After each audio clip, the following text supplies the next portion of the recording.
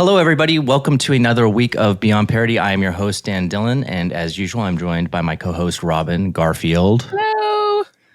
And by Travis, who is just Travis. That's just me. Thank you. Just Travis. We have Mr. B, our tech guru. Happy almost Thanksgiving, everyone. And this week we have a special guest, Matt Vance. Hey. How's it going, Matt? It's going. Thanks for having me on. Thanks for joining us. You have risen to prominence, I would say, on X, Twitter, whatever you call it now, through a couple of different things, I'd say. You have a couple of different claims to fame. One would be, I think, kind of reporting on local stuff going on in the North Carolina area, and then also your recent, I don't know if you call it conversion, but kind of transition to being a little bit more conservative thinking, I guess you would say, right? Yeah, transition is quite the word to use. Yeah. Yeah. That's a loaded, that is a loaded word. Loaded gun. Yeah. Yeah. So tell us a little bit about that. What's it like kind of running this account, but then also having a normal life? I mean, some of us do this for a living, but it's like you've got a bunch of stuff going on. Yeah. It's been weird. I didn't expect for the account to blow up. I really kind of started getting back on Twitter during Helene because no information was really getting out from locals on the ground during Hurricane Helene. So I started there because we were, a victim of the storm. We didn't have anything, in our house destroyed, but we were without power for almost a month and of that. No, yeah. Where in North Carolina were you? Asheville. I live in Weaverville, so like outskirts of Asheville. But I mean, the city of Asheville didn't have water for months. So, I mean, people forget that pretty often. So there were a lot of people like bringing buckets to people's houses so they could flush the toilets and stuff like that for months. And those stories I just did not feel like were getting out. So I hopped on Twitter. I had a drone. I had some photography experience in the past and started sharing all the stories. And I was always perplexed as to why the media wasn't sharing the stories. And then I kind of came to realize it's kind of an election season, right? So, but I didn't realize that till much later. For the time being, I was just perplexed as to why the media wasn't covering it. And I think as time went on, and my wife, who helped me out quite a bit, we started volunteering. Started working with some local groups and some people that came down to help, and they stayed at our house and we had conversations and they were all right. My wife and I were all left. Like we bought Black Lives Matter onesies for my son. We were very supportive of the trans movement, stuff like that. We just kind of went along to get along, and I didn't see the harm in it. And, we had some talks with conservatives, and over time, I think our minds were changed. But it took a while, and it kind of took, like both of us voted for Kamala in the election. We both thought that Trump was like a rapist. That I genuinely thought that. And we didn't do much research. We watched CNN, we had coffee and watched CNN every morning. That was our thing. Is like how we bonded as a couple, every morning. And so that's where we got our news. We weren't really on X or anything else. And once we got on X, when I started sharing the information about Helene, I started seeing different information I had never seen before. Right. Like the stuff about the border, I had no idea, like none at all, that there was any border crisis. That's crazy. Zero clue. Like I watched CNN every morning for 5 years straight. And I never knew that there was any problem at the border. And then, then the news started to hit me personally when CNN started, they just left Western North Carolina and didn't talk about it. And all the articles I read were very positive of FEMA. And FEMA did a crap job in Western North Carolina. Absolute crap. And we would talk to people that just had the worst experiences with FEMA. And I kept saying it over and over. It's like, please, I want to help. Like, there's things you can do. Just totally ignored. And then I remember one moment very vividly where I was driving an RV to a mother and her sons who were living in a shed. It was in November. It's cold outside. They're living in a shed with a propane heater. And I was driving this RV to them because they had lost their home. And I looked at my phone and I had a CNN, notification pop up that says Biden gave, I don't remember how many billions to Ukraine. Now, Right. I'm out. That was the moment for you? That was it. I was like, this is insane. Like, yeah, I remember that moment. I remember thinking exactly the same thing. Yeah. And I don't know if you know this or not, but we have we own property in Boone, and the bridge to our property got knocked out in the hurricane. And so we were going through the whole FEMA thing ourselves. It wasn't critical for us because that we didn't have a home on the land or anything like that. But the people who'd lived up to the hill from us did, and they kept coming to us looking for, like, how do we actually solve this problem, because FEMA wasn't responding. FEMA never actually ended up doing anything for us. We actually happened to know people through our connections at Samaritan's Purse. And Samaritan's Purse came out and rebuilt the bridge. And it's about a $200,000 bridge in order to do this. And the family up the hill never got any type of real assistance from the government. And they were out. They couldn't even access their home because it was across a river, and it was the only way in was across this bridge. So they couldn't even go to their house for about a year. Has there been any follow-up or repercussions or investigations into why FEMA's response was so weak? Have there been any answers at this point? Yeah. When Trump's new FEMA director, Cameron Hamilton, came in, he's since left, but he personally called me multiple times to talk about what went wrong. He's a great guy, by the way. Former Navy SEAL, just an incredible human. And his personal thought was that the state did a lot to block what the federal government wanted to do as well, that there was a lot of miscommunication. For example, the state of North Carolina did not stand up like an emergency center for 24 hours. They would just shut it down because they didn't have the staff during the worst of the hurricane. And he's since rooted out some really bad apples. He actually got on a Zoom call with us and some of the people we were trying to help. And he sat for almost like 2 or 3 hours and just heard their stories about just the worst stuff with FEMA. And one of those people ended up getting fired. So there are some bad apples, but mostly I think is poor leadership. And just no understanding of how the people of Appalachia view the government and how to talk to people like that. It is crazy. Some of the talking down to people I heard from skipping over people that had Trump signs. That happened too. Yep. So crazy. It is a terrible time. But so that was my kind of turning point, I guess you could say. Yeah. How do you feel about J.D. Vance's recent comments about how the government has ignored Appalachia? I'm pronouncing it like you did. I always said Appalachia. Yeah. So man, no. You must know. The best way to remember this is I'm going to throw an Appalachia, right? If you don't say Appalachia. Appalachia. So that'll be great. I think I only saw like a few. Like my wife was like, "JD Vance said something cool about Appalachia." It's like, all right, but I mean, he's like, I think he said he was the Appalachia Golden Boy, which is true. He went to an Ivy League. He kind of got out, right? But I do think Appalachia is often forgotten. The people will tell you that if you talk to them, by the government, and they definitely felt it during Helene. Like everything they thought about the government was like 100% proven to be true.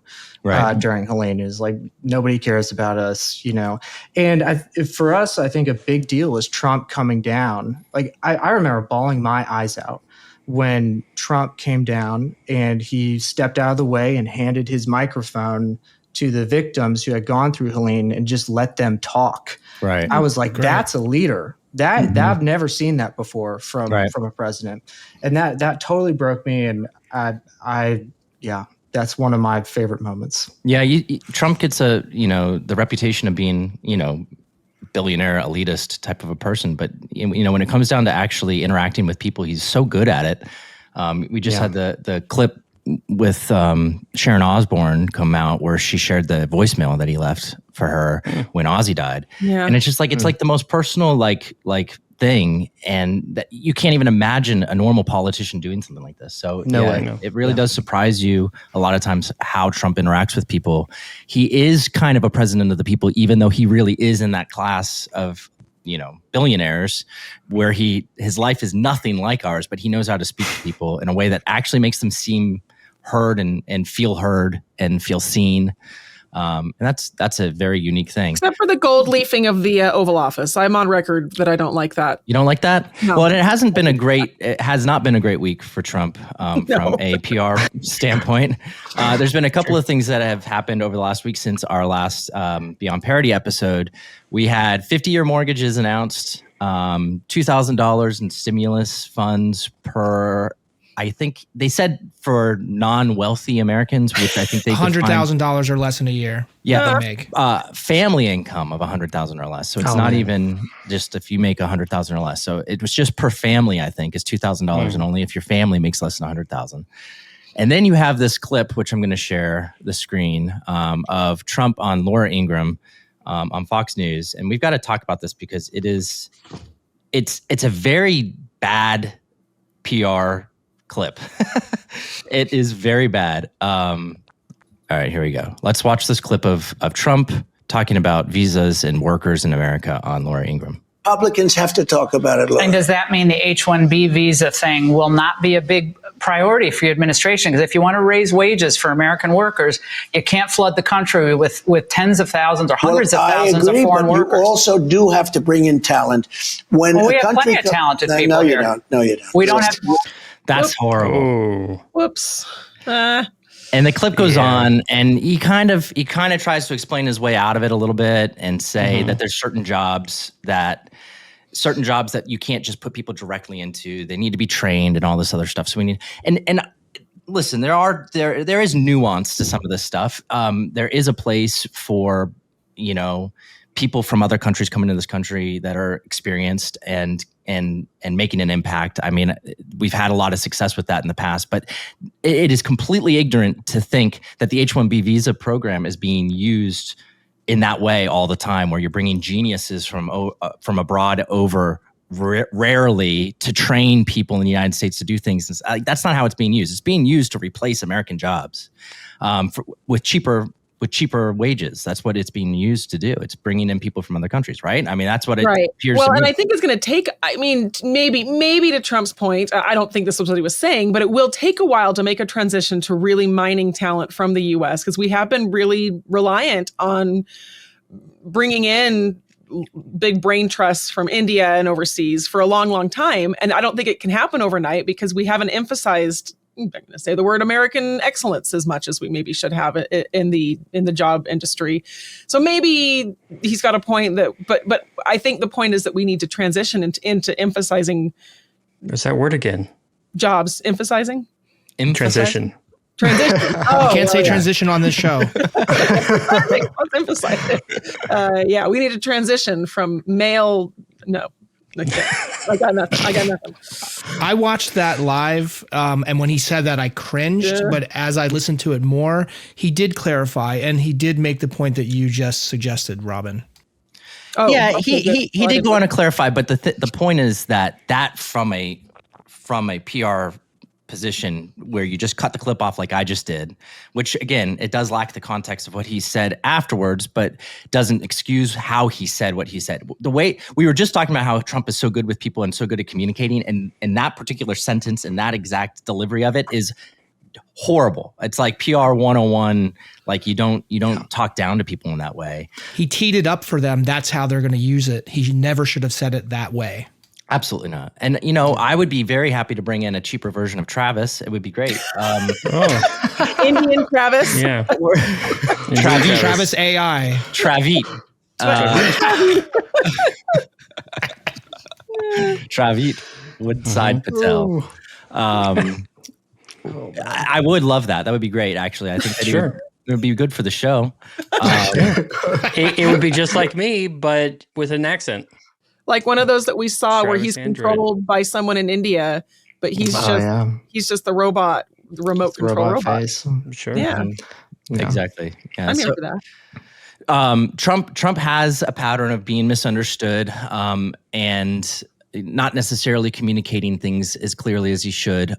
Sometimes, that's just because he just speaks extemporaneously. He doesn't talk to cue cards and things like that. And so, you're going to get bad interviews like this, and that's he also speaks like the common man.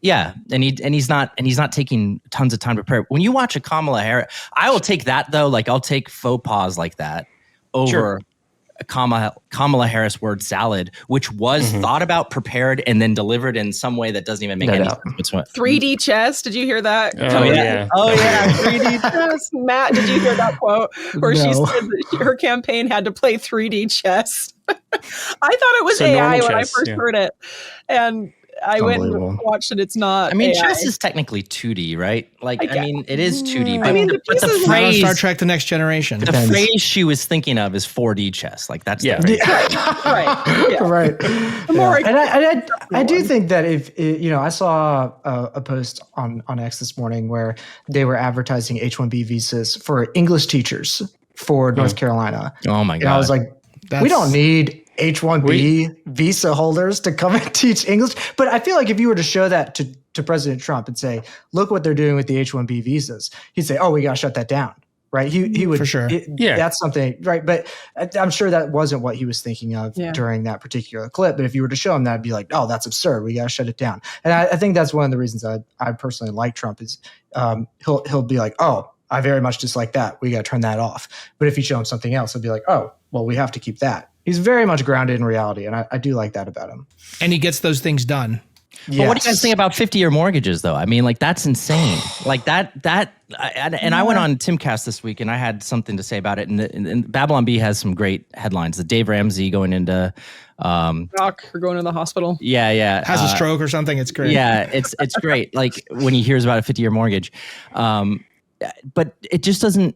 When you do the calculations in the 50-year mortgages too, it's like it's 20 years extra on a 30-year mortgage. Obviously, the interest rate is higher, and so what you end up getting from it, like on roughly a $400,000 house, is about $150 a month cheaper payment. Which I understand $150 is something, right? Like it is. But when we're looking at the broad scheme of how expensive groceries even are right now, right? Like that's not even groceries for a week for most people, much less families, right? To add 20 years onto your mortgage. You got to get to your 30 before you're paying more principal than you're paying interest, like on the amortization schedule. It's not that like we should restrict people's options, but in this country, like if the market like says, hey, we want 50-year mortgages, I don't think that we should say, oh, it's illegal to offer a 50-year mortgage. But the thing is, we shouldn't be encouraging this. Like it's not good, sound financial advice to say, hey, mortgage off the rest of your life and your kid's life for, $150 a month savings. It's perceived savings. It's not actual savings because you're going to pay $600,000 more in interest over the course of that 20 extra years. Well, it feels a little bit like student loans, right? They're incredibly predatory and stupid, and they prey on young people who don't know don't know better than us wizened old wise folks. And so, when you're 22 and you looking to start out, 50-year mortgage, sure. Like it's hard to envision. That's insane to even say. And then it's like, well, if the goal is to make it easier for people to get into a house, then why not 100-year mortgages? Why not 250? 50 years is already unrealistic. Nobody's going to stay in a house for 50 years. Everybody knows that. And we got feedback when the comments on this has typically been, oh, well, you can use it to your advantage by getting the 50-year mortgage and then paying it down early. But it's like, why would you choose to do that? Why would you choose the higher interest loan? And also the people who are shopping, the people who need the 50-year mortgage are the people that this is made for, right? Not the people who want to take advantage of it. And they're not going to be paying it down like that. Exactly. They won't be able to. If they can't afford the 30-year mortgage, they don't have that extra $150 a month put towards the principal. So it's like, that's a stupid argument. Like that doesn't justify the 50-year mortgages. Again, I wonder if this is sort of a blind spot for Trump because he's a real estate mogul, right? He made all his money in real estate, and the whole idea is like, hey, we just need to get them in there. We need to get the sale and all that stuff. Yeah. And I wonder if that's all he can think about with this. When it first happened, I thought, okay, this is the government coming in to say this thing. I thought maybe what they were doing was they were going to take 30-year mortgages and work with banks to stretch them, right? something like that, where like the same interest rate, same terms, but we're going to stretch it out and let people have an easier payment per month or something like that. And I was like, okay, like that would maybe make sense, right? But it's just a 50-year mortgage. It's just a worse term, higher interest rate mortgage, and it just doesn't make any sense whatsoever. Do you think it's possible that he's putting it out there like he does sometimes so that the Dems go crazy and it's a distraction from reality? Everything's a distraction. Oh, there's some damage control going on because of the SNAP benefits. I think they were like, how can we come up with some things that maybe we dangle over, the people that are not getting their SNAP benefits right now in order to make them come back to the party for voting, something like that. So that's where the 2000 stimulus and the 50-year mortgage comes from. I think that the timing of it simply would suggest that to me. That's what I think. I was heartened to see a survey somebody put out on X that said, would you rather have a $2,000 stimulus check or use that money to pay down the deficit? And it was like 80% said pay down the deficit. Well, I think that Wow. Demographics matter, right? I mean, Right. like that's people who are taking polls on X during the day. It's not the Right. it's not the people who are getting SNAP benefits. Listen, stimulus checks are typically very bad because they typically increase inflation. It's unclear to me. I'm not an expert on this stuff, exactly what these ones would do, because it's supposed to be dividends from tariff income, right? Like it's a little bit different. It's not the government printing the money in order to give it to people. It's the government giving the money kind of back to the people that they already collected. I don't know. It's a little bit of a different situation. So I understand that there's people that $2,000 stimulus would really benefit. Like I understand that. And I don't want to belittle that. But at the same time, I'm not in favor of welfare programs being bigger than they need to be and things like that in general. And I'm not in favor of increasing our national debt. I'm not 100% sure. I mean, the $2,000 could just go to the national debt, but I don't think that would be your typical person. I feel like I don't know. Yeah, I mean, if you really wanted to crush inflation, you could pay down the national debt. That would help a lot. Would help. Yeah. It would. And that's what the tariffs were supposed to be used for, right? Yep. Initially. So, all right, I'm going to take a quick. To pay down national debt. That's so boring. It is boring, actually. So boring. I know, Matt. I'm like $38 trillion. please lay it down. 38. Like, how are we sleeping? Anyway, sorry, Dan. How are we Where sleeping? our Elon country's not came on. Our country's on a 500 million year mortgage right now. Yeah. But let me just take a second. We don't typically do this on the show, but we feel the need to do it right now because we're under a lot of pressure actually from YouTube. So if you're watching the show on YouTube, I would just want to speak directly to you guys right now. If you could do us a quick favor and make sure you hit the like button, drop a comment, subscribe to the channel. And if you can, hit the little bell icon also so that you get notified when we post new videos. We've been going back and forth with YouTube for a little while. We actually, our account has been flagged. It always has been with Babylon Bee and Not the Bee. Without being able to advertise, they won't let us advertise because originally when we started our channel, they considered everything we said to be hate speech, and it's affected us. We haven't been able to grow because of it. And the algorithm has been very unfriendly to us. And the only way for us to break out of the algorithm issue is if people, that are watching like and comment on the videos. So if you guys could do that, comment down below. Do you guys like 50-year mortgages? Don't like 50-year mortgages? Do you guys like the stimulus checks? Whatever you want to in the comments. That would really, really help us more than you actually think to get this show out there. That dumb blonde lady, we get that a lot. That's fine. Just drop that right there. Throw that in the comments. If you want me to hire Travit, let me know. Whatever it takes. He works for pennies. Oh, actually, we don't have pennies You anymore. don't do pennies. No We pennies. don't do pennies. That also happened this week. Yeah. The last He penny. works for Pogs a day. Pogs. Who do you think somebody took that last penny that was ever minted and they're going to do something with it special, or is it just going out in circulation and we'll never know? They're going to save it for 50 years and then pay off their mortgage. There you go. That's the best. It is technically only worth 1 penny, though. That is For the now. problem. That is the problem. Unless you can prove it was the last one done, right? Like, I don't know if they have a special strike for it or something so that you can prove it. Let's watch a blue-haired breakdown. Let's transition to something crazy here. This one's got a little bit of a backstory, so it takes a second to kind of unfold. But this lady apparently sleeps in her car and she has purple hair. It's not blue. I apologize for that. She sleeps in her car in parking lots and then gets mad at the people who ask her to leave, especially if they vote in a specific way. So let's go ahead and Obviously. pull this lady up. It's good already. It's good already, guys. All right, let's watch this and hear what she has to say. So I just knock. Lifesaver. The person that lives in their van or homeless, If you happen to live in your van, whatnot, you know what the knock means. Luckily, this time it wasn't the police.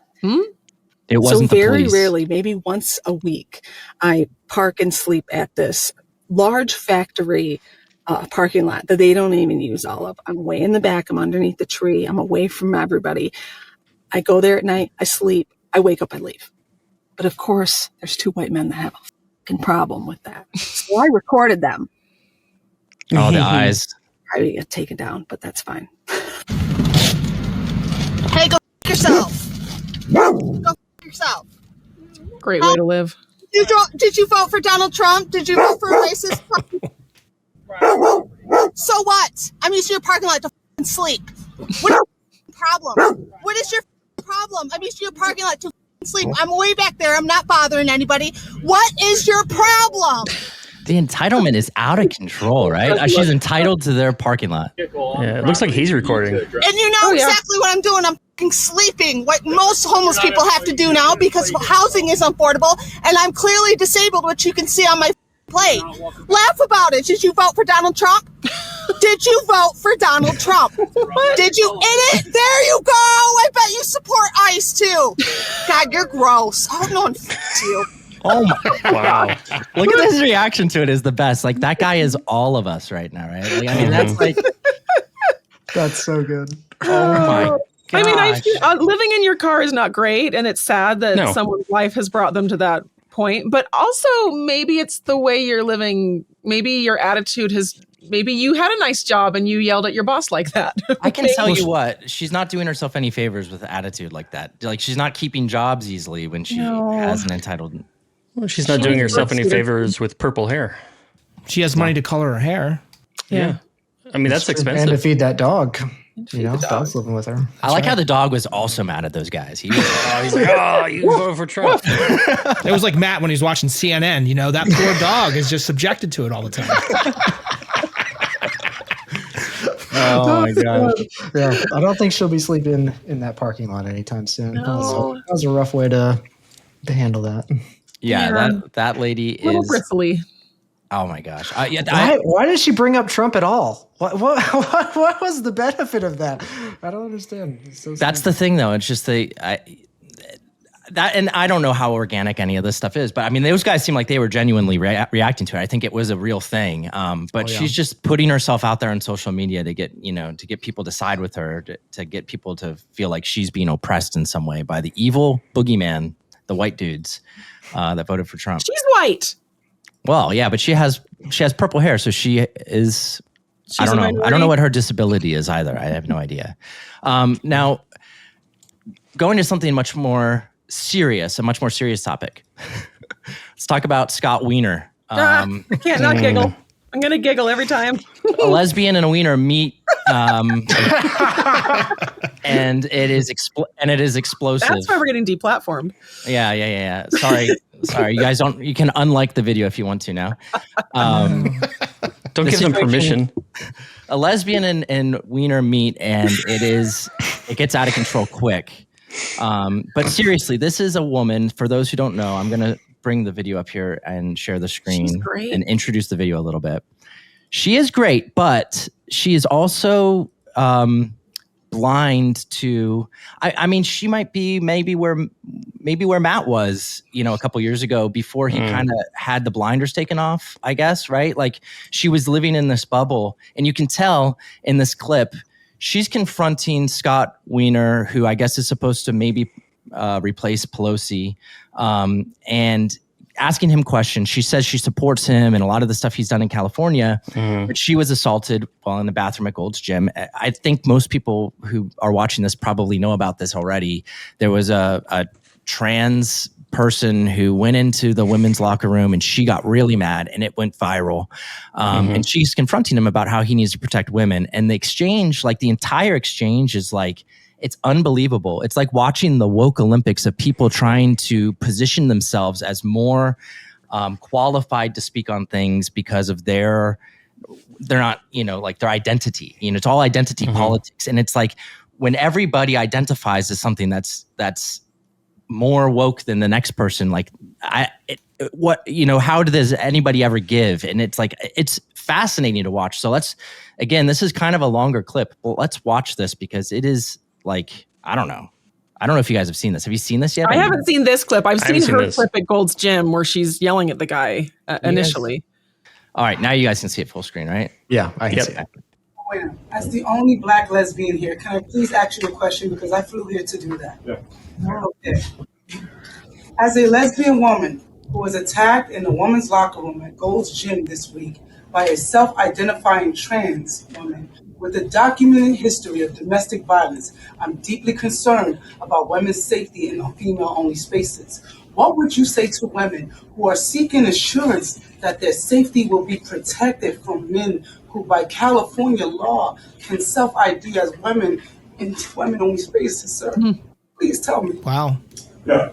So we want, everyone to be safe. And we also know that, we have trans people, both men and women, who are men and women.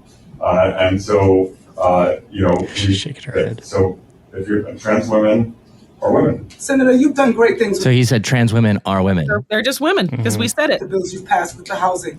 Yeah, then why do you need to say trans at the beginning of it? Just women. I've read a lot of your bills, and like you said, there are bills that need to be opened up. And I'm telling you now, millions of women across America are being harassed and sexually assaulted in locker rooms. I'm a lesbian Black woman. I'm not transphobic. I'm not homophobic. Look how she feels like she has to justify herself, though. Like, and this is where she's gonna, I feel like, have her awakening. Is like 100%. These people are vultures. They'll just eat you, and they don't care at all. Like the second that she's so used to being the person that everybody listens to because of her identity.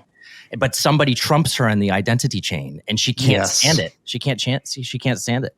And I side with her. I sympathize with her. I empathize with her 100%. But that's what's happening. She's dealing with that. And I do respect a lot of the things you've done, but I do see a lot of these bills that you've passed that are dangerous for women and young children. And I understand that you're trying to be on a level playing field, and I'm here to represent my community because I hear a lot of things about my community in these bills. And I'm telling you as a woman, first and foremost, that this is dangerous, and we need your help because you're in the office. You're going to go in the Polinsky spot. I want to support you. I have millions of people behind me watching this right now, and we want to know: are you going to protect women, not trans women? Trans women are different things. Women. Listen, we need to protect women's safety. I was assaulted. I was assaulted. No, they are not. They are men. Wow. I was assaulted by women. He broke his wife's jaw so bad she needed reconstructive surgery. I'm a lesbian. I'm not transphobic, and I'm Black. So if there's another Black woman in here who wants to tell me how they feel, please join in. But all of you are not. And I don't know who you are or what you are, but I'm a lesbian, and I'm telling you right now, men are harassing women in the locker room. Let's let him answer the question. I'm just telling you, since y'all want to woo. No, just let's. Now I'm done. And by the way, I respect what you have done. I just want to let you know that. She respects what he's done, but everything he's done is completely opposed to what she, is saying. And she respects him because he's a Democrat. Right. Exactly. Yeah. I appreciate your point of view. I'm so sorry that you were multiple times. I appreciate you talking about it.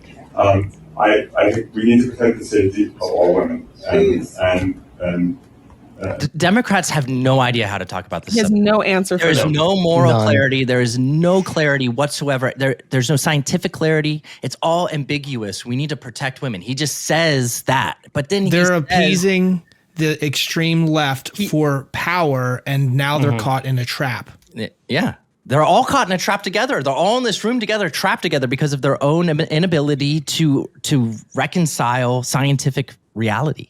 Obviously, that's incredibly important. And I also know that trans women are also brutalized in this country. Okay. So women and cis trans women are brutalized in this country. Trans women are brutalized in this country, and we have to protect the safety of all women. We have to protect women. We cannot be raped in the bathrooms by men that want to say they're women. They're not women.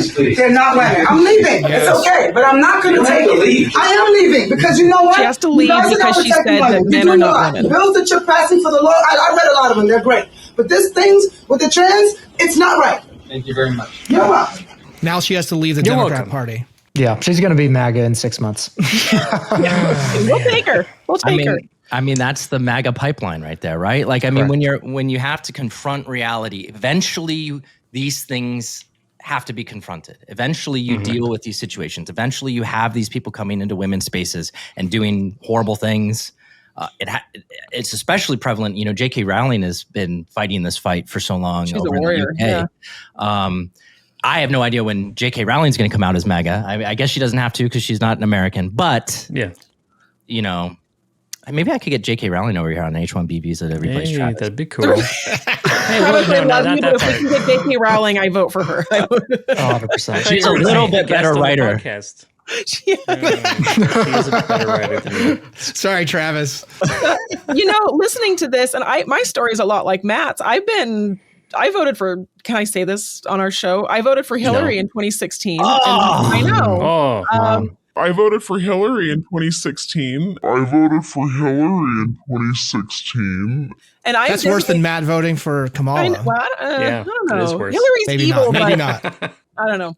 But the trans movement is what radicalized me to the right. It really is. I've been very pro LGBTQ over the course of my adult life, but watching, especially we were living in the Bay Area when all this stuff was kind of percolating up, and watching these sorts of conversations happen in front of me, and just with my adult human brain listening to what they were saying, it feels like, do we have any Trekkies here? I know Travis is a Trekkie, but it's like that episode of Star Trek where the Klingons. What are you assuming about me? We talked about it, where they get hurt and they're trying to brainwash him. There are 4 lights. You guys know, Matt, do you know what I'm talking about? No. Okay. Yeah. Travis knows, but it's forcing people to say untrue things in order really to brainwash them. And that was what really got me with the trans movement. All of a sudden we were expected to believe so much BS that just is not true. It's just not true. Men cannot become women. They can't. And it's obviously not true. This whole thing with, you know,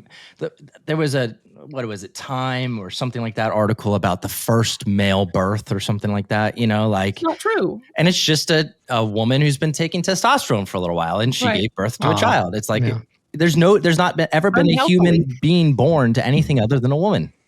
I mean, that's what separates men from women. And like those things, like, to be honest with you, and I'm not, you know, Robin, you know, everybody kind of goes down their own path of kind of awakening to the truth, but it's like, it's awakening, yeah, transitioning to the truth. It's just astonishing to me, though, that some of this stuff it isn't happening sooner with people. Like, this woman should have seen this coming a mile away. Like, but again, she's living the life probably that Matt, you were, where she's watching CNN every day. She has no idea. You won't until a policy that looks empathetic smacks you in the face, and you go, "Oh, this is actually horrible. This is actually a terrible policy." And then you have a mindset change. And it doesn't happen unless you get smacked by it or someone you know gets smacked by it. And even then, it's hard. It's really hard. Matt, you're lucky that, and not to personalize this too much, but I've seen so many cases where couples have been married and they both start off pretty liberal. And the man, I don't know why it's the men, will kind of see some of the stuff that's going on. But the women, because women tend to be more liberal right now, dig really hard in to the ideology. And either they get divorced or they have this huge ideological schism in their marriage, because now you have the kids are involved and the wife wants to trans the kids and the husband. It's just terrifying. Yeah. Thankfully, my wife volunteered with me during Helene, and you know, she saw this all firsthand too. She edited most of the videos that we put out together, so we did it all together. But I do think you're right. If she wasn't on X, and it was just me doing all of it by myself, I 100% think it would have gone that way. There's no doubt. It's terrifying. Yeah. And speaking of things that kind of hit home and open your eyes, Matt, I think that this is something that's kind of near and dear to you right now, right? I mean, you just shared this, and this is the issue in in Charlotte with Arena, and now all of these people who are just multiple arrests and just being put back out on the streets. Yeah. And when is this nonsense going to end? And for some reason, it is hyper partisan. I mean, these are all left wing judges that are doing this, right? Correct. Yeah, and some of them aren't even like they're magistrates. And if you look into how someone becomes a magistrate, it's crazy. You do not need a law degree. You need to take, I think it's like a 40-hour course. That's it. That's crazy. It is bananas. It's like, I mean, a notary or something like that. Yeah. Well, it sounds like something I could do when I get replaced with the Indian. So, come on down. I need a fallback plan now. They're not going to let a conservative white male be a magistrate. That's nonsense. For the rest of the episode, call him Magistrate Travis. Yes. There you go. Magitrav. That's pretty good. But yeah, this is a big problem. I live in Asheville and it's a problem here, but Charlotte's just a much bigger place. So it's much easier to find. And Adam Adam Mercado is just a great example of it. He was arrested 28 previous times. They let him out. He'd only been let out like a couple of months ago. And then he goes out to allegedly commit a triple murder all on camera. My guess is when this footage comes out, because I've talked to some of the officers that have seen this footage, it's going to be another Irina moment. It's really bad. He stabbed a person in Charlotte, took his car, drove it 2 hours, and then stabbed 2 other people in a different county, and it's all on video. So, it's terrible. But I mean, he's had so many previous arrests, all violent, almost all of them violent. This guy should have been locked up for life. After I'm a huge proponent of the 3-strike law. Like if you get 2 chances to be violent in America, and after that, that's it. You're done. You're that's it. You had your 2 chances. You chose to be violent both times. That's it. You're there done. needs to be consequences for these judges or magistrates that if they let someone out more than 3 or 5 or 10 or 20 times, that they need to be culpable for some of this. They need to serve jail time. They need to lose their license, something. Mm-hmm. Yeah. Yes. I've talked about that several times. I think that is 100% something that has to happen. I mean, if you're allowing these people to make these decisions and they are making these decisions are obviously based upon some sort of background politics of the people who are making them, because there's no reason to let this person go early other than you want to create some sort of world where with equity or whatever. It's not equality. It's toxic empathy. When people on the left say, oh, the right, they use this phrase toxic empathy, and it just shows how sociopathic they are. No, toxic empathy is a real thing. It is a very real thing. And this is the manifestation of it, 100%. Yeah. There has to be some sort of repercussion because this is all completely avoidable, right? Like the same thing with, the people, illegal immigrants, illegal aliens coming into our country and committing crimes. And those people are being let back out on the streets. They're not even, when they're arrested for these crimes, they're not even being deported, like for violent crimes. I don't remember the details of the case 100%, but there was that situation in New York City, remember, where the 2 guys beat a New York City police officer and were released the next day, and they were both illegal immigrants or illegal aliens. And perfect. Yeah, I'm like, wild. Do you know what would happen to me if I beat a New York City police officer? I would be in jail for who knows how many years. I don't know. Then we'd have to get an Indian version of you. Yeah. Dan Diwali. Dan Diwali. I think we struck a nerve with Travis. Let's keep right on off it. the tongue. I like to go on the record to say I very much like Travis, and I would not like for him to be you. replaced by an Indian. I'd like to say nice. that. Thank you very much. That is nice.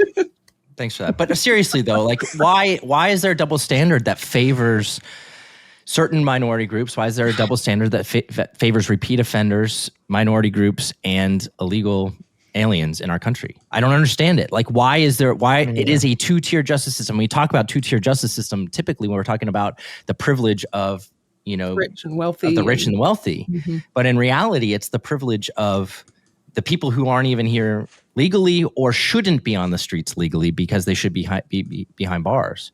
Right. Are the ones they prop them up because they want their votes.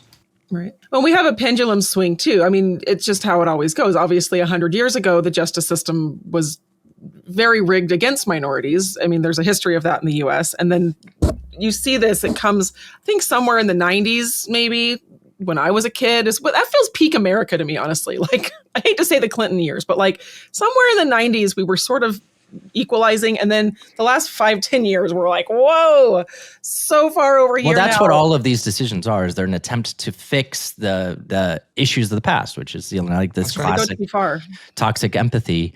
Oh yeah, 100%. It goes too far. It doesn't make any sense why these people are able to commit new crimes. The violence, especially, like you said, Matt, I don't even know. You said two offenses. There's certain violent crimes that you shouldn't have any opportunity. No doubt. Yeah. Especially if you're here illegally anyway. Like, you should just be gone. Like, that doesn't make any sense. Immediately. Yeah, immediately. Let's look at another story here. Speaking of kind of privilege and things like that.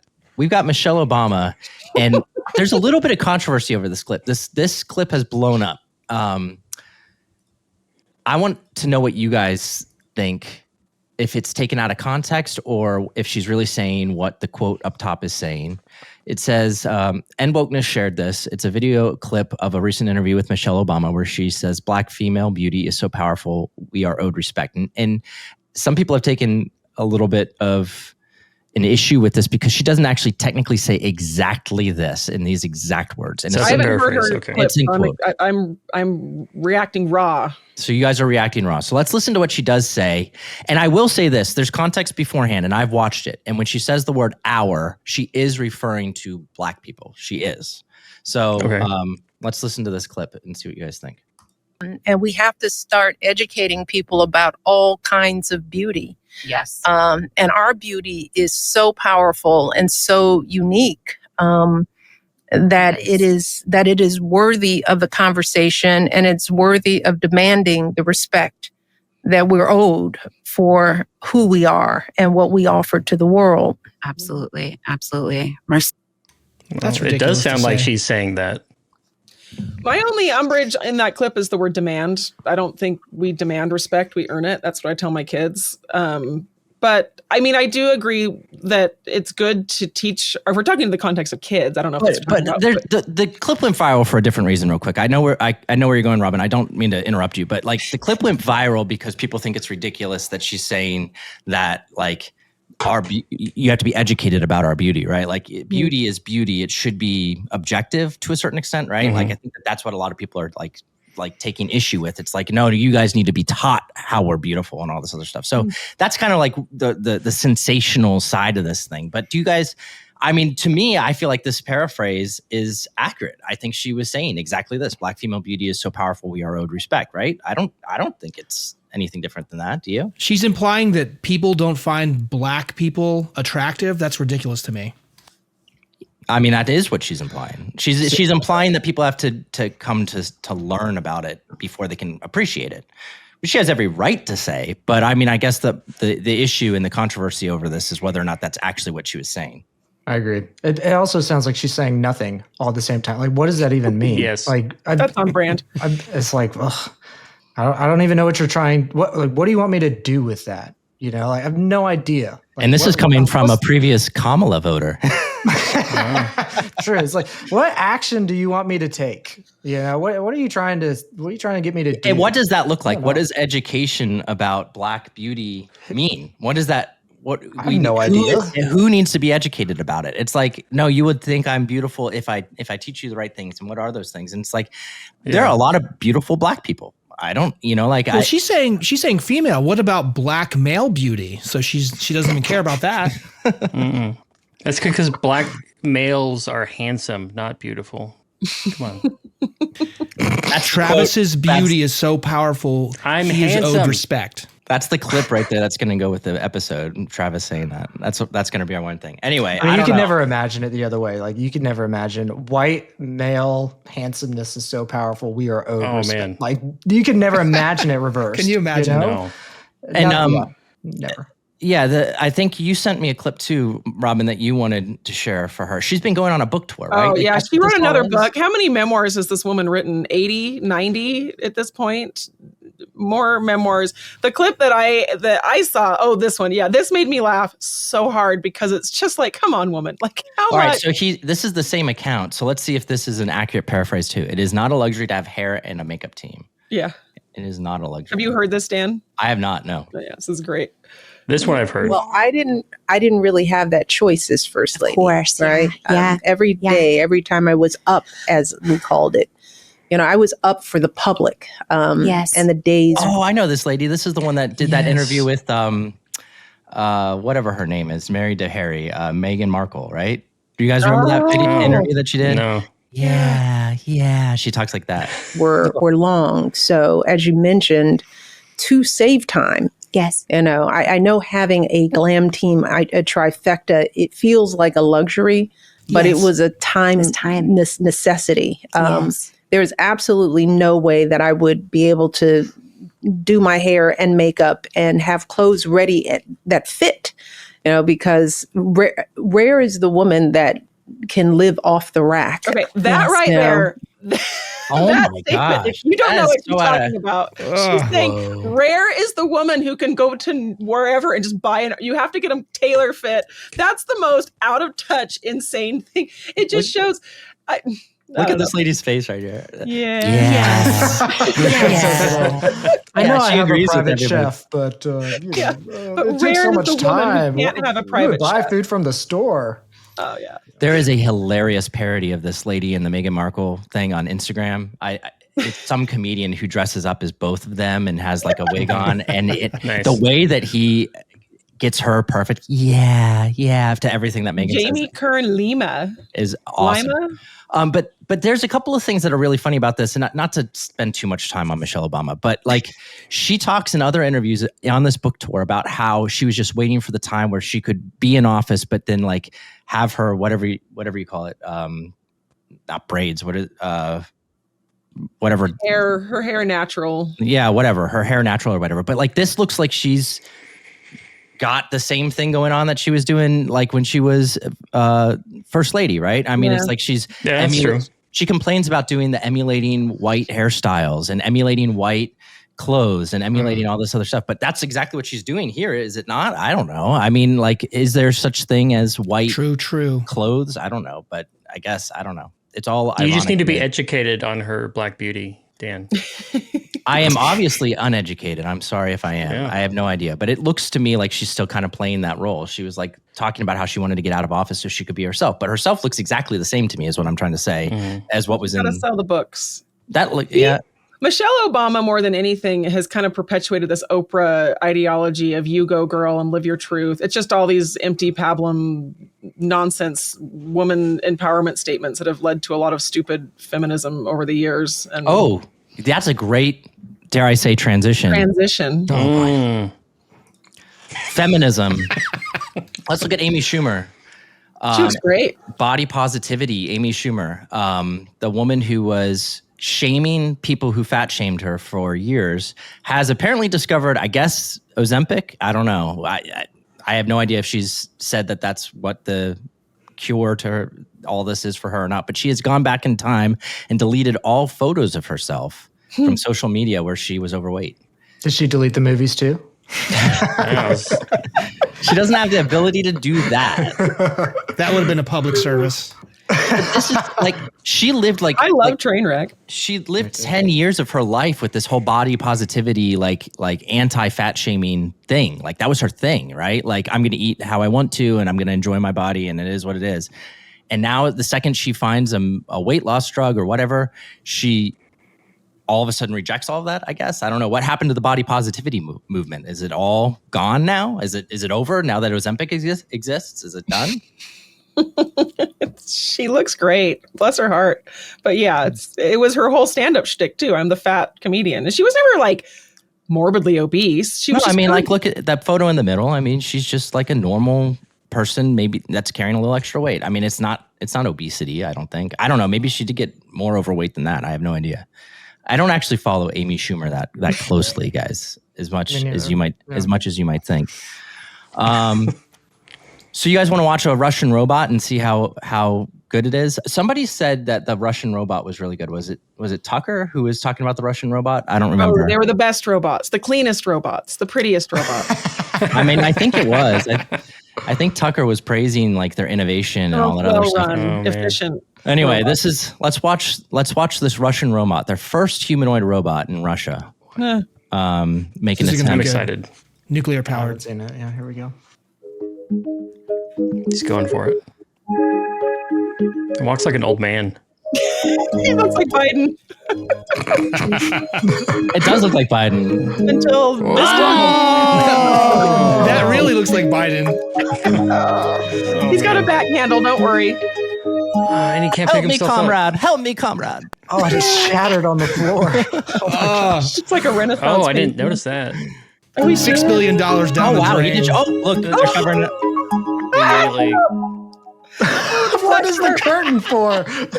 He's like, Don't look look here. at our shame. Don't look at our shame.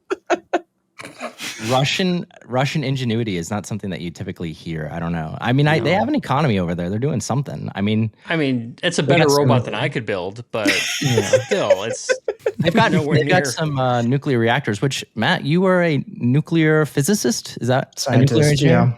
Yeah, scientist. Yeah, worked for the DOE for a couple of years. Yeah. Can you say anything that you were working on, or is it all top secret? I worked on some secret stuff, but I worked a lot on nuclear waste. If you ever want to dive into a crapshoot, there's one for you. Yep. Nuclear waste is much less toxic or hard to dispose of than people have made it out to be. Am I right about that? Oh, yeah. That would be accurate. Yeah. It's incredibly difficult. We're basically storing it in football field-sized tanks in the ground in liquid form at the moment.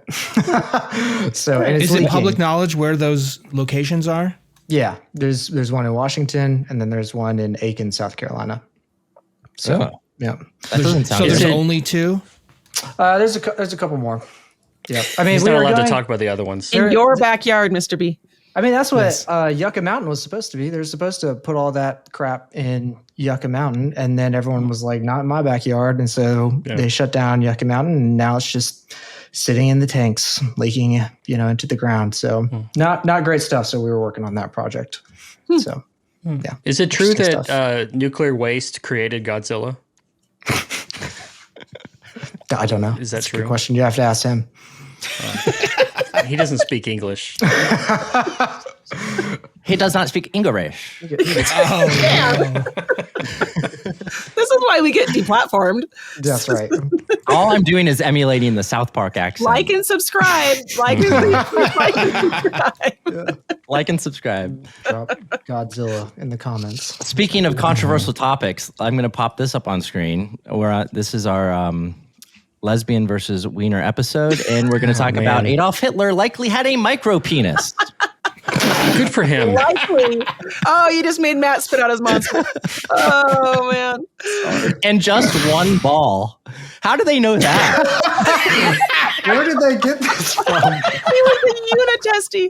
Oh, they don't even know where his body is. Well, they don't know. Well, they did. Look, they got DNA. They got blood from a SWAT. This couch that they believe was the couch where he committed suicide, but I don't think anybody has a photo of him on the couch or anything like that. They took the blood from that couch and ran it through some DNA tests and found out he had some sort of a condition that lends itself towards micro penises. It's like it's a condition that leads to like low testosterone. They say testicles not falling during puberty and micro penises. They cloned him, and the clone had a very small penis. Oh, that's how they figured it out. The clone. Good old one ball Adolf. So Adolf, the geneticist, I guess, didn't have perfect genes. I don't know. I guess he was. The genes were too loose in the front. You know what I'm saying? It was not Sydney. They were certainly not Sydney Sweeney genes. They were not good genes. They were not good genes. All right. I think we're at the point of our show where we've gone through most of the news this week. There's some other stuff that's popped up, but I think we're going to hit some Babylon Bee headlines, and then we'll do a couple of little personal questions from Mr. B and wrap it up. Cool beans.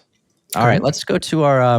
So, for those of you who don't know, again, we have a forum on the Babylon Bee where users who are our subscribers, which is another way that you can support us, is by going to babylonbee.com or notthebee.com and becoming a subscriber, and you get access to a Babylon Bee pitch forum where you can basically pitch headline ideas directly to us and to the community, and they get voted on amongst the community, and some of them are really good. Some of them get featured on our site. Some of them get published. And actually, we end up hiring some people like Robin from... That's where I came from. No way. Oh, yeah. That's so cool. I heard Seth on Joe Rogan, and he explained the process. And the next day I joined the forum, and I got hired 6 months later. So there you go. Incredible. That's how it happens. Let's look at our featured headlines of the week. And Travit, if you don't mind reading these for us.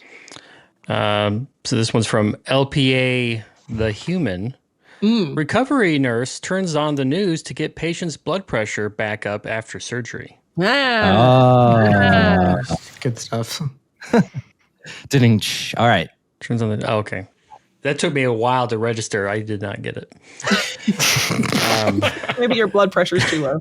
Maybe my blood pressure is too low. Kurgel reports Democrats blame Republicans for government reopening. There we go. Well, that's just... That is actually what happened. Real. Yeah. I like the next one. I like this one. This one was good. From far north, Methuselah considers 750-year mortge. Did we not publish that? Oh, it's just featured. We should have published that one. What should I do for this one? I'll give it a dove. Peace. So nice. That one is really good, but the problem is I think we did so many of the mortgage ones. We did the Eternal Mortgage, we did the Dave Ramsey one, and I think we even published another one today. So I think we've just been like long mortgaged out on the headlines. Yeah, that makes All sense. right, let's do one more featured one, and we'll go to the published one. From Rehov Allenby, Trump sends Marco Rubio to man understaffed air traffic control towers. Oh, it's that whole Marco Rubio. Yeah. I do like the meme of him just constantly doing every job.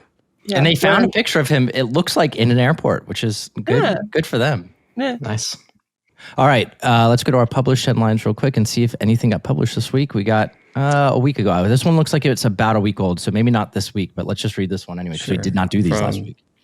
Babylon Josh Mamdani edges out Newsom as U-Haul salesperson of the year. There we go. We published that one almost identical. Our actual published headline is Mamdani dethrones Gavin Newsom as U-Haul's top salesman. Yeah, that's a good And the one. Gavin Newsom U-Haul salesperson of the year was like one of our number one headlines from last year, I think it was. It like went huge viral. State Department issues travel advisory for New York City.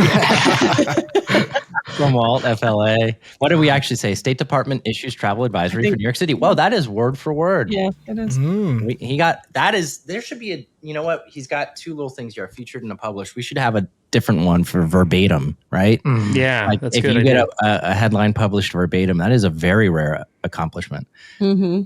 All right, I think we're done with our headlines for this week. Mr. B, take it away. Give us a question or two to let our listeners know a little bit more about us. Specifically, Matt. Let's know more about Matt. No. Okay, Matt. What's the dumbest thing you ever said to a girl when you were 14 to get their attention? For the background on this question, I have a 14-year-old daughter, and she was telling me all the dumb stuff boys said. Oh gosh, that's a good question. I think once I told a girl I'd put on like 20 pounds of muscle at the gym, and I was like very clearly skinny and scrawny, and she's like, "You're like, it's like how's that?" That's possible? also something that can very easily be proven by looking at you, right? Like I mean, it's right, 100%. Proven or disproven. Disproven very quickly. She's like, really? I was like, yeah, 100%. All right, this one is for the group. What is the best movie about nuclear Armageddon ever made? Terminator. That's not really nuclear Armageddon. It is a nuclear bomb in it. Yeah. They do wipe the Earth out with the bombs. They do wipe the Earth out. Yeah, that's kind true. of. It is. I guess it is a nuclear Armageddon movie. Anyone not wearing 2000 sunscreen is going to have a pretty bad Terminator day. 2 is just like the best movie ever, regardless of genre. It is. Right? Amen.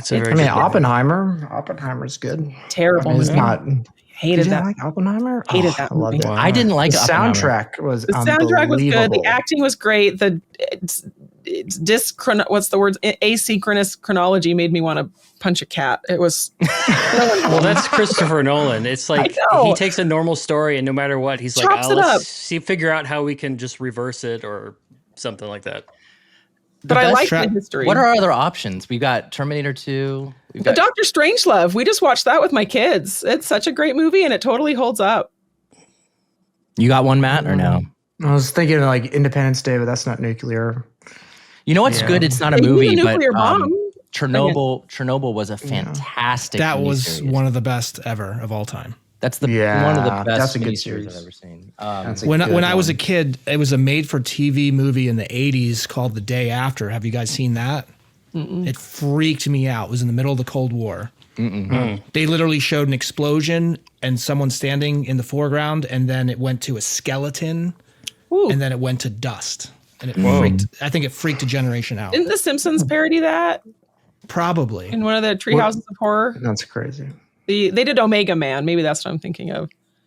When I did my radiological training for the government, they showed us old videos of people in the Soviet Union carrying very hot radioactive stuff, and then their skin just falling off them like days later because they got too close. And they're like, "Don't do that." And it was like a scared straight video. Okay, I won't do that.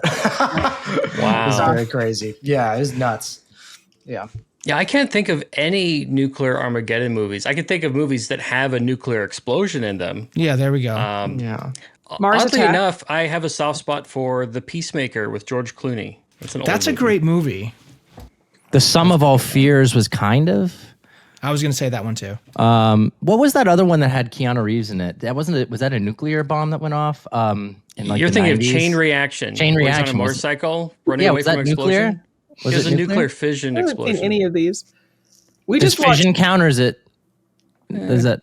I don't know. We just watched. Is it 13 Days? The one about the nuclear, Cuban Missile Crisis. We watched that with my kids. 13 Days, or it's not about. It's about nuclear strategy. There's better movies about comets hitting the Earth than there is about nuclear war. I think. Oh yeah, Armageddon. Armageddon. Very factual Armageddon. You got anything else, B? Yeah, let's go a little personal with Matt real quick. Favorite band and favorite movie of all time? Ooh. Very personal. That is very personal. I love Bon Iver, or Bon Iver, however Oh, you say his name. Dan Huge turned me on to- fan. yeah. If you've ever listened to interviews of him too, you'll love him even more. But I What's love your listening favorite to his album of interviews. his? Which is an important question. I don't know. I love them all. I honestly think some of his albums I listen to the first time and I hate them, and then they become my favorite albums over time. 22 A Million was like that for me because it was a complete. It was for me too. thing. But now it's Yeah. like musical genius. I mean, it is unbelievable, that album. Yeah. Oh, it's so good. I love all of his stuff. Favorite movie? It's a good question. I don't know a favorite movie. I did just watch The Sandlot with my kids. It's a good movie. They were watching some dumb Disney movie, and I was like, "You guys, we're turning this off. We're watching The Sandlot." And they're like, "Old movie." And they had not watched it. And one of the things I noticed, and I actually put up a tweet about this, was the America in that movie is unrecognizable to today. Like they are riding their bikes. The driveways have those like, fun old cars. Everybody's like watering plants in the front yard and talking to each other. And I was like, man, like I bet my kids don't even think this is America. Like it was just so, it was so wild. But they loved the movie. Of course, it was Such a good movie. Good. But The Princess Bride is also way up there. So, man, Princess Bride. Love those. So Love good. that. Very good. All right, guys. I think that we will call it quits for the week there. Thanks for the questions, B. And again, if you're still watching this, we really appreciate it. If you haven't liked yet, then I'm mad at you. So please go do that. So I'm not mad at you anymore. Like, comment, tell us your favorite movie of all time, or your favorite band, or what your favorite nuclear war movie is. There's like 7 of them. And please hit the bell icon also so that you get notified when we have new videos come out. And we will see you guys next week. Thanks for joining us, Matt. We really appreciate it. Yeah, thanks for having me. Appreciate it. Thanks, you guys.